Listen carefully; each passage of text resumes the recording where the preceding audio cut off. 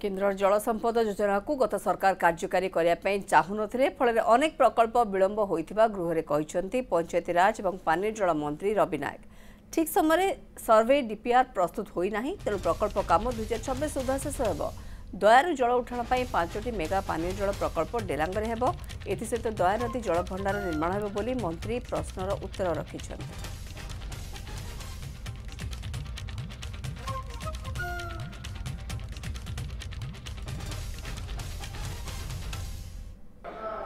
दया नदीर जलधारा खरा दिने सुखी जाई यार काया सुक्ष हेबा परिलक्षित होथिबारु एही नदीर जल को उच्च भावे नहीं निर्माणाधीन थिबा मेगा पाइप पानीय जल जोगाण प्रकल्प गुड़िक निमंते जलाभाव देखा जिबार आशंका रहिछि।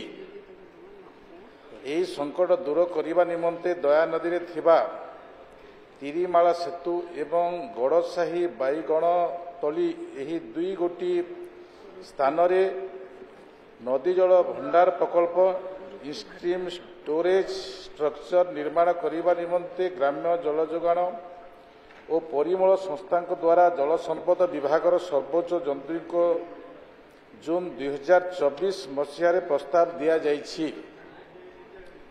दया नदी रे थिबा तिरिमाला सेतु निकटरे नदी जल भंडार प्रकल्प निर्माण करागले पुरी जिलार डेलांग ब्लॉक रे निर्माणाधीन थिबा मेगा पाइप पानीय जल जोगाण प्रकल्प mega pipe water supply to 16 ग्राम पंचायत डेलांग ब्लॉक रो एवं खोर्धा जिलार खोर्धा जटणी ब्लॉक रे निर्मित होथबा मेगा पाइप पानीय जल जोगाण प्रकल्प